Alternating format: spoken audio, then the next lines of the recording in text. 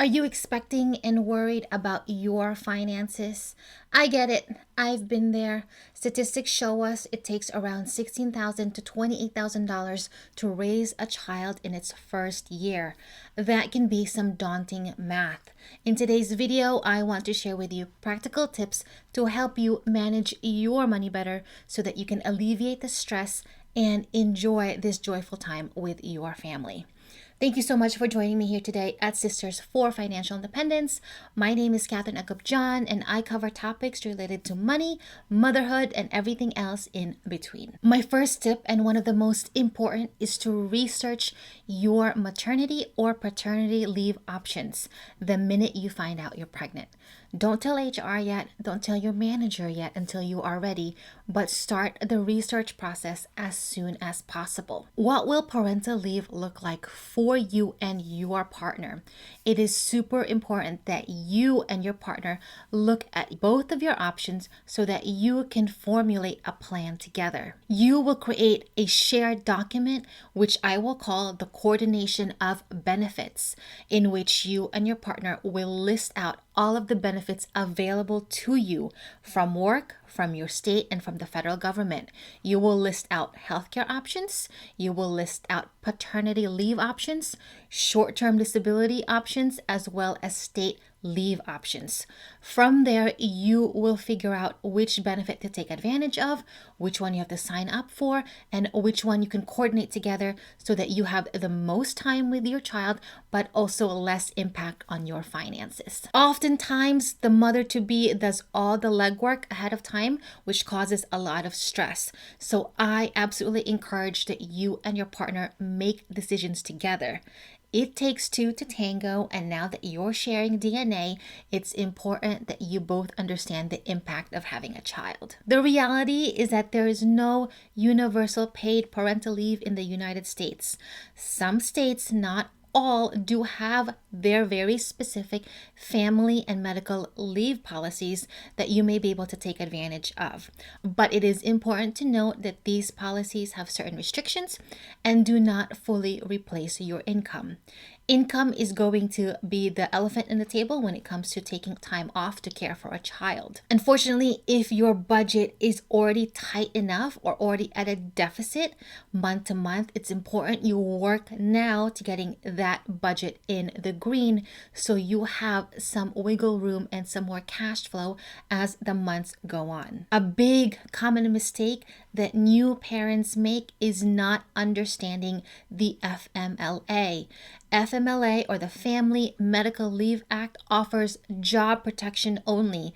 It does not provide income replacement, and it's only offered to certain employees at certain companies. So you need to be aware of those policies so that you understand what's going to happen when and if you come back to work. Many people are also not aware of their short-term disability plans. These plans can provide some portion of income replacement if you need it for a disability. And for a lot of women giving birth, a portion of the giving birth process can be tied to disability, but you need to make sure your plan covers that. Now, I fully explain FMLA, short-term disability, and corporate policies in another video, and I am going to refer to that because that has more content. It's a longer video, and it can really help you understand the policies are in place to help you during this wonderful time. I'll link that here and as well as in the description. So don't forget, your action item for this first tip is to list out all of your available benefits that you and your partner can take advantage of. Make sure you see all of them outlined so you can pick and choose the ones that work better for you, the ones that give you more time, and the ones that don't impact your income as much. The next tip I have for you is to start doing the math with your partner.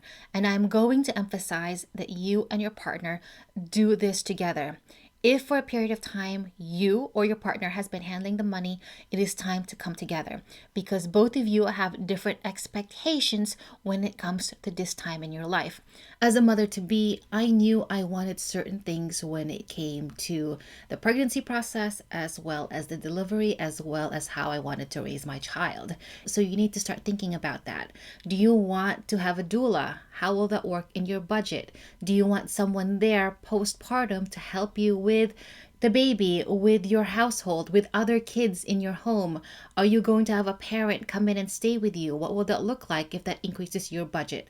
A lot of these things needs to be thought out now so that you can set the expectations for your partner as well as for your budget. What does your budget look like today? What will your budget look like when baby comes and mom is out of work for 6 weeks, 3 months, or even a year? What about if dad is out for 6 weeks? If income is 100% versus 80%, what are those scenarios look like? What kind of expenses will be cut and what will be added? Life is going to change when baby comes. That is 100% the truth, and it's really up to you to plan for those changes so you are prepared and you do not get caught off guard and incur more stress in this time in your life. Separate finances at this point will stop making sense since you now have a shared child. Now is a time to do a shared budget, shared accounting, figure out a way to work together so that you can plan ahead for the future. Oftentimes, we do assume that staying home with baby costs $0, but that is not often the case. What happens is that expenses just shift from one area instead to another. For example, you won't be commuting if you're not going to work. Maybe you're not buying lunch at work or clothes for work, but likely your food budget will increase if you are breastfeeding. You need more calories to breastfeed, so you need good, hearty food.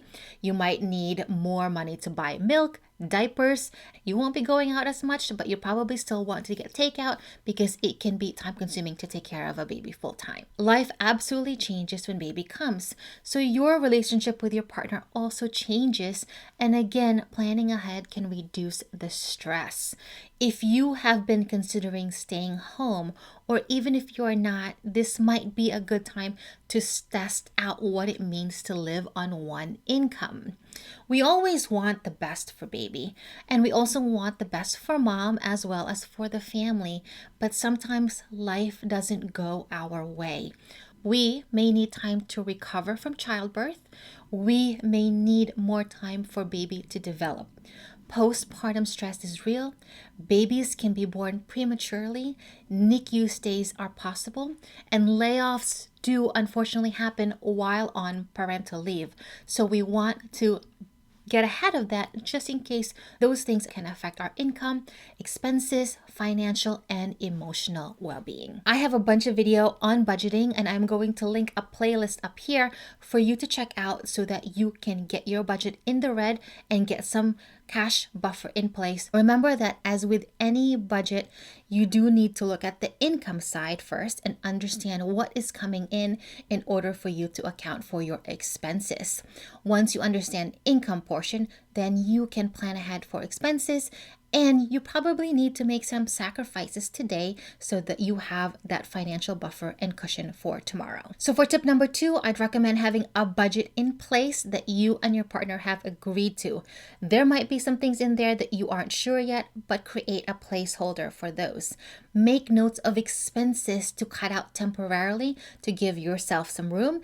And I'd also recommend a secondary list of items you might want to be spending on baby that you need to start saving for now. Some categories you might want to include in your budget are, of course, food, which can be broken down to your groceries, takeout, as well as formula for baby.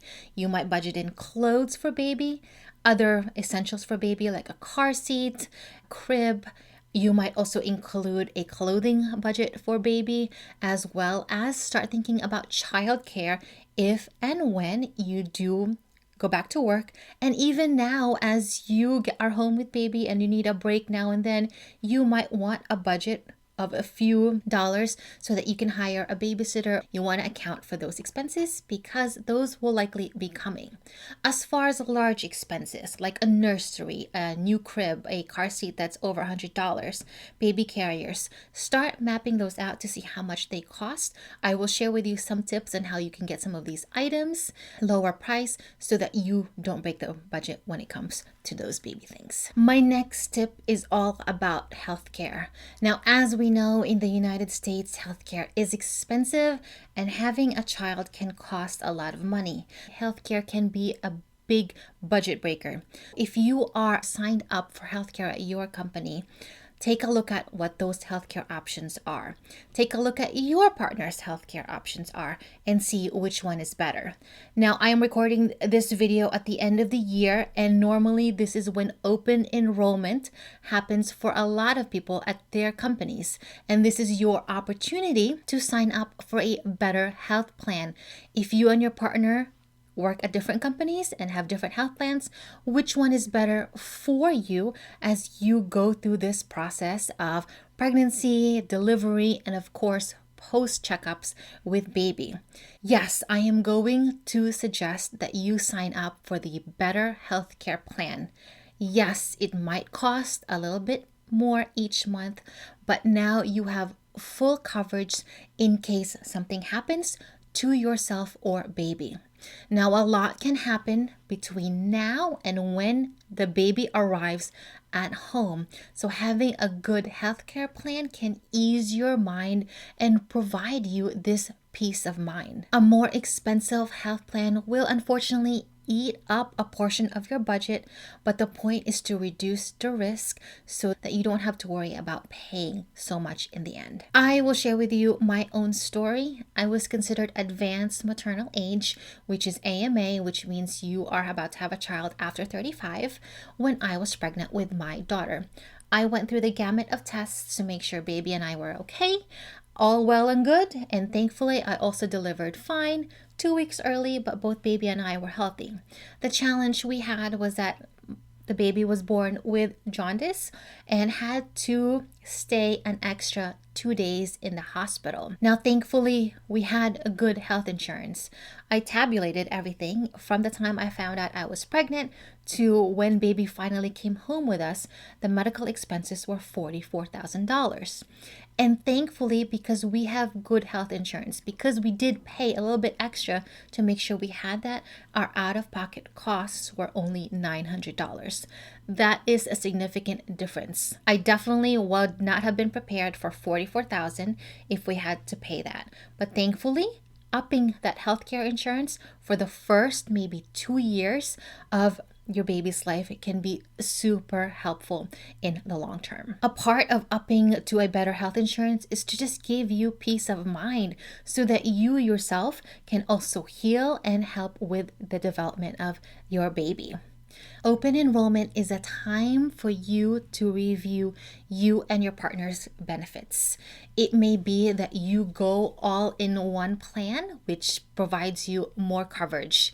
Now, switching health insurance while pregnant can only happen during open enrollment period, or if there's another life event that happens. So you're very limited to when you can change insurance. Now, if you are planning on having a child, or if you just found out you're pregnant, just keep in mind open enrollment period is a time to switch to a better health plan. Also look at your healthcare plan because they will also offer you maybe a free breast pump as well as educational classes for free that you can take advantage of. I was in corporate America for over a decade and I didn't have a child then. So when I would get those benefits packages, I would just skim them because half of them did not pertain to me. But if you are new to this and you are just unsure what to sign up for, what to take advantage of, I do have a full-length video on what work benefits you can take advantage of that you can sign up for now during open enrollment so you can have more money, save on taxes, and have that peace of mind for you and your family. Thanks again for joining me here at Sisters for Financial Independence. If this video has been helpful, please give it a thumbs up and share it with a friend. And if you are a parent What is the number one advice you would give to a first-time parent? Let me know in the comments so we can learn from each other. Next tip I have for you is to start figuring out your childcare situation. I will tell you this, that sometimes what you may want in terms of childcare does not end up happening. So planning as much as you can save you time, money, and stress. Now, the reality again is that in America, we do not have universal childcare. So it is up to us parents to piece together what's available so we can get the right care for our child. And this can be a daunting task given where you are, given the cost and expense of childcare. Sometimes they don't really make it easy to be a parent in the United States. So it's also important to consider all of your options when it comes to childcare. What will that look like for you? When will you go back to work? What will the costs be? Full-time daycare for an infant is typically between $500 to $1,500 per month, depending on where you are and what options you choose. Now, I have also done a whole series on childcare options that you can refer to, and I will link that up here as well as in the description below. At the high end, $1,500 is a lot of money for many families. Childcare alone can take up as much as 20% of income. The good news is that this cost is temporary but is significant. If you have room in your budget now, start putting away money for a portion of daycare into a savings account so at least you have some of the costs covered. This is a planned expense. This is an expense that you probably know it's coming, so you want to be saving up for that. Putting away this money also gets you used to spending this money each month, so you can make the necessary adjustments to your budget to fit this larger expense item. I also want to emphasize that this cost comes from the combined shared income of your household, not just mom's paycheck. We sometimes default to say that this daycare cost comes from mom's income, but this is from the pool of money. This is why in tip number 2, I shared with you that it is important that you and your partner share finances, budget together so that you know what's coming in, you know what your non-negotiables are, and you know that you are pulling in money to take care of this child. Now, I mentioned that there are so many childcare options, and you may need to piece together a plan that works for your finances, for your schedule, as well as for your needs. You might be doing childcare for a few days and have a grandparent watch the child. You and your spouse might be doing opposite shifts, so you don't need childcare. This planning needs to happen now so that you are prepared both financially, emotionally, and physically as well. The point of this tip is just to make sure you have a plan A, a plan B, and a plan C, because it's easy for us to say, I will have plan A, but a lot can happen and that might not go according to plan. The other aspect I would plan for too is the case that you end up having a second or third child immediately after. What will that look like for yourself, for work, for childcare costs? Now, if you have 2 kids in childcare, that is going to be a few $1,000s going into childcare. So you need to make sure you account for that expense. With the kinds of childcare costs we are seeing, it's probably going to be a necessity that you be a 2-income household. If you do end up moving to a 1-income household, that does require a lifestyle change. I do cover that in a separate video if you want to learn more about how you can prepare yourself for going that route. This video is here and of course in the description. The next tip I have for you is to be careful with your time on social media. Now, being a new parent is hard and you are going to be at a very vulnerable place in your life. This makes you an easy prey. Brands, influencers, marketing will oftentimes make you feel less than as a parent, and they will offer you all of these gadgets to fix and solve all of your problems. Do not fall into this trap. Babies cry, that is normal. They aren't meant to sleep through the night their first day out of the womb. Unfortunately, there will be teams out there whose job is to prey on your insecurity as a new parent, prey on your sleep deprivation, and prey on self-doubt to market all kinds of stuff for baby that might work one time or half the time. So for this period in your life, I am going to recommend that you get off of social media for the first few weeks of baby's life so you can focus and go through the natural motion of having a baby in your life without the influence of people trying to sell you stuff. Don't go into debt creating the perfect nursery for your baby or having the perfect outfits for your baby. Social media can have us believe that everyone can afford a huge, fully furnished nursery with everything matching, but truly that is not the case.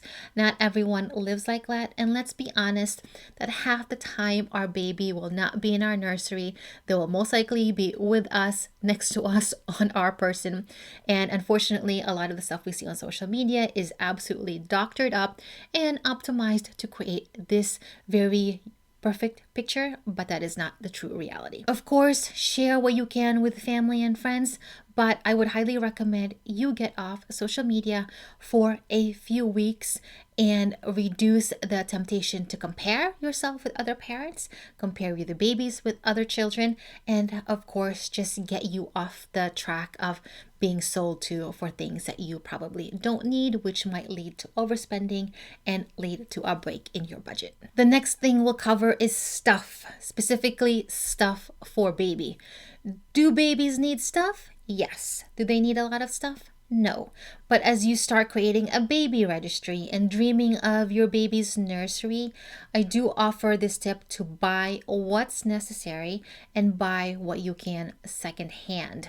It's important to do your research of what's essential versus what is a splurge, and of course, spend money according to your values. There is not a shortage of must-have lists, baby hauls, and all of these other videos telling you what to buy on the internet.